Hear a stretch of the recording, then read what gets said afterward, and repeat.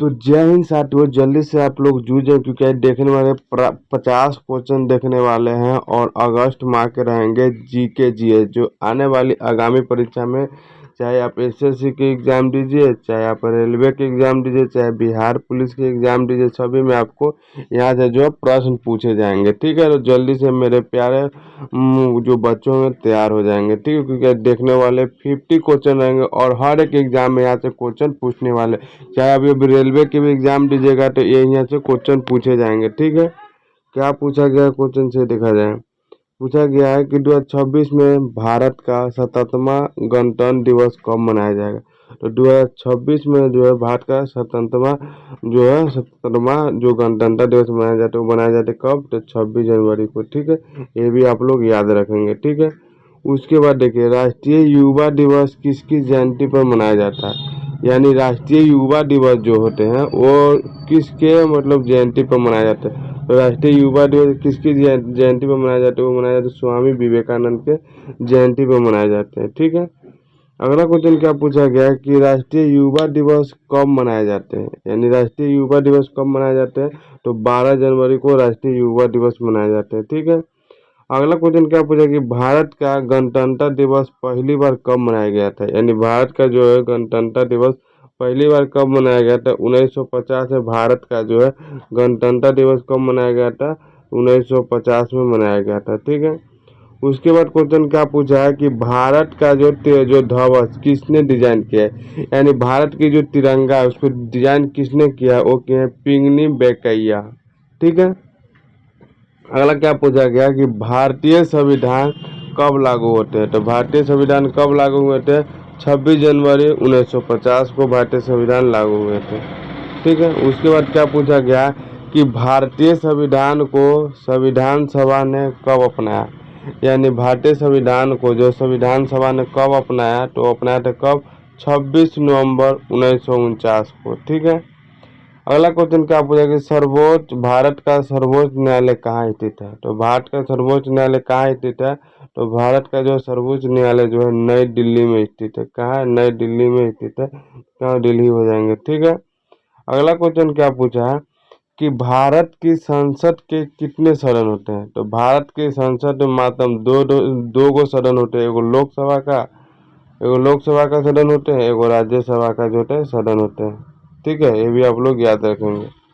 ठीक है, अगला क्वेश्चन क्या पूछा है कि लोकसभा का सामान्य जो कार्यकाल कितने वर्ष का होता है। देखिए लोकसभा के जो सामान्य कार्यकाल जो होते हैं वो 5 वर्ष का होता है। ठीक है, लोकसभा का जो कार्यकाल 5 वर्ष का, और वो है लोकसभा, राज्यसभा के लिए 3 3 साल पर उनकी चुनाव होती रहती है। ठीक है, उसके बाद क्या पूछा है कि भारत का सबसे बड़ा राज्य क्षेत्रफल की दृष्टि से कौन है। देखिए सबसे बड़ा अगर राज्य वाला क्षेत्रफल की दृष्टि से वो हमारे राजस्थान है। राजस्थान का क्षेत्रफल भी बहुत बड़ा है। ठीक है, अगला क्वेश्चन क्या पूछा गया कि भारत की सबसे लंबी नदी कौन सी है, तो भारत की सबसे अगर लंबी नदी की बात की जाए वो हमारे गंगा नदी हो जाएंगे। ठीक है, उसके बाद क्वेश्चन क्या पूछा है कि भारत का सबसे ऊंचा पर्वत शिखर कौन सा है। भारत का जो है सबसे ऊंचा पर्वत शिखर कौन है, तो वो है कंचनजंगा। और दुनिया का बोले तो माउंट एवरेस्ट। ठीक है, उसके बाद है कि भारत में हरित क्रांति के जनक किसे कहा जाता है, यानी भारत में जो है हरित क्रांति के जनक किसे कहा जाता है, तो स्वामीनाथन को हरित क्रांति का जनक कहा जाता है भारत में। ठीक है, उसके बाद देखिए श्वेत क्रांति का संबंध किससे है, यानी श्वेत क्रांति का संबंध किससे है, तो श्वेत क्रांति का संबंध दूध से हो जाएंगे। श्वेत क्रांति किससे हो जाएंगे, तो दूध से जो है श्वेत क्रांति का संबंध हो जाएंगे। ठीक है, उसके बाद देखिए क्वेश्चन क्या पूछा गया है कि भारत में श्वेत क्रांति के जनक किसे कहे जाते हैं, तो भारत में जो है श्वेत क्रांति का जनक किसको कहते हैं,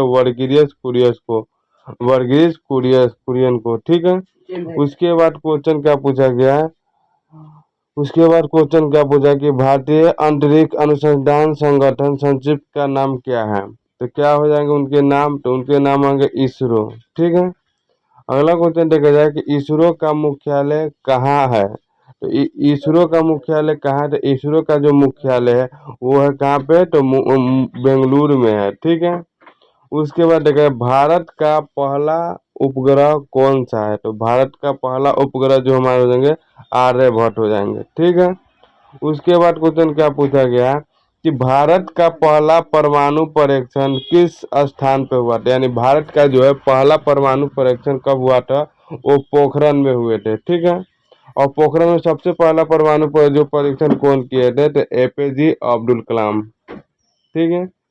उसके बाद पूछा है कि डीआरडीओ का पूरा नाम क्या होता है, डीआरडीओ का जो है, और ये एग्जाम में वीवीआई रहते हैं, तो डीआरडीओ का पूरा नाम होता है Defence Research and Development Organisation, ठीक है।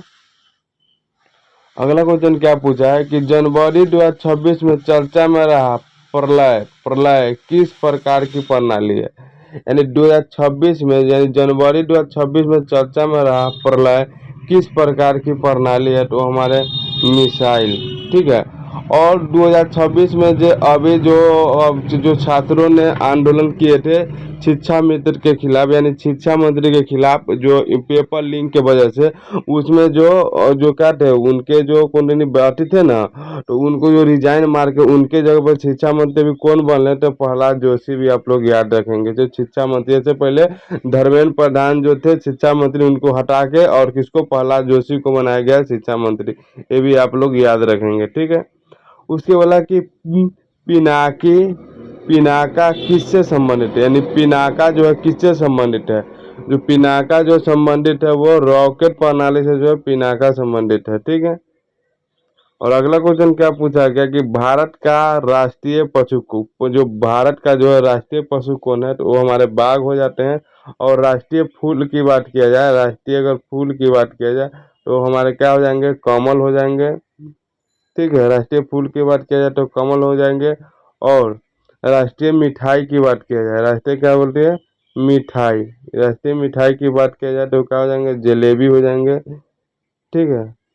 राष्ट्रीय नृत्य की बात किया जाए तो जलेबी हो जाएंगे। और राष्ट्रीय पक्षी की बात किया जाए, राष्ट्रीय पक्षी की बात किया जाए तो राष्ट्रीय पक्षी क्या हो जाएंगे, तो पक्षी में मोर हो जाएंगे। राष्ट्रीय पक्षी भारत का क्या है, मोर है, ये भी आप लोग याद रखेंगे, ठीक है। अब भारत का राष्ट्रीय पक्षी कौन है पूछा ना, तो भारत का राष्ट्रीय पक्षी क्या हो जाएंगे, मोर हो जाएंगे, ठीक है। और भारत का राष्ट्रीय फूल कौन सा है, तो राष्ट्रीय फूल का कमल हो जाएंगे। भारत का राष्ट्रीय फूल कौन है, कमल हो जाएंगे। उसके बाद बोला कि भारतीय रिजर्व बैंक की स्थापना कब हुई थी, तो भारतीय रिजर्व बैंक की स्थापना होती है 1935 में, ये भी आप लोग याद रखेंगे। भारतीय राष्ट्रीय बैंक की स्थापना 1935 में, ठीक है। उसके बाद भारत की जो मुद्रा क्या है, तो भारत की जो मुद्रा उसको रुपया बोलते हैं। भारत की मुद्रा को क्या बोलते हैं, रुपया है, तो ये भी आप लोग याद रखेंगे। उसके बाद क्या पूछा है, यूपीआई का पूरा नाम क्या होता है, तो क्या होता है यूपीआई का, यूनिफाइड पेमेंट इंटरफेस, ठीक है। ये जो होता है यूपीआई का जो है पूरा नाम होते हैं, ठीक है। उसके बाद क्या पूछा है कि भारत में डिजिटल भुगतान के लिए यूपीआई किस संस्था द्वारा विकसित किए गए हैं, तो वो किसके द्वारा जो यूपीआई जो विकसित किए जाते हैं, वो किए जाए एनपीसीआई, इसके द्वारा जो है विकसित किया जाता है, ठीक है। उसके बाद पूछा है कि संयुक्त राष्ट्र संघ का मुख्यालय कहाँ है, तो संयुक्त राष्ट्र संघ का जो मुख्यालय न्यूयॉर्क में है, ठीक है, ये भी आप लोग याद रखेंगे। उसके बाद अगला क्वेश्चन क्या पूछा है कि विश्व स्वास्थ्य संगठन का मुख्यालय कहाँ है, तो विश्व स्वास्थ्य संगठन का मुख्यालय कहाँ पे है, तो जनेवा में है, ठीक है। उसके बाद क्या पूछा गया है कि जो विश्व का पर्यावरण दिवस कब मनाया जाता है, तो विश्व में जो है पर्यावरण दिवस मनाया जाता है 5 जून को, ठीक है। उसके बाद पूछा है कि अंतर्राष्ट्रीय योग दिवस कब मनाया जाता है, तो अंतर्राष्ट्रीय योग दिवस कब मनाया जाता है, तो 21 जून को मनाया जाता है राष्ट्रीय योग दिवस, ठीक है। उसके बाद क्या पूछा कि अंतर्राष्ट्रीय यौन दिवस 2026 में कौन सी तारीख को मनाए जाएंगे, तो कौन सी तारीख को जो यौन दिवस मनाए 2026 में, तो 21 जून को मनाए जाएंगे, ठीक है। ये भी आप लोग याद रखेंगे। उसके बाद क्वेश्चन क्या पूछा है कि भारत में राष्ट्रीय खेल दिवस कब मनाया जाता है, तो भारत में राष्ट्रीय खेल दिवस कब मनाया जाता है, तो 29 अगस्त को जो राष्ट्रीय खेल दिवस मनाया जाता है, ये भी आप लोग याद रखेंगे, ठीक है। उसके बाद क्या पूछा है कि जो है राष्ट्रीय खेल दिवस किस खिलाड़ी की जयंती पर मनाया जाता है, यानी राष्ट्रीय खेल दिवस जो है, ये जो है खेल दिवस किस खिलाड़ी के नाम पे जयंती मनाई जाती है, वो मेजर ध्यानचंद के नाम पे राष्ट्रीय खेल दिवस मनाया जाता है। उसके बाद क्या पूछा है कि भारत में शिक्षक दिवस कब मनाया जाता है। तो भारत में शिक्षक दिवस मनाए जाते हैं 5 सितंबर को। भारत में शिक्षक दिवस कब मनाया जाता है, तो 5 सितंबर को, याद रखें, शिक्षक दिवस मनाया जाता है।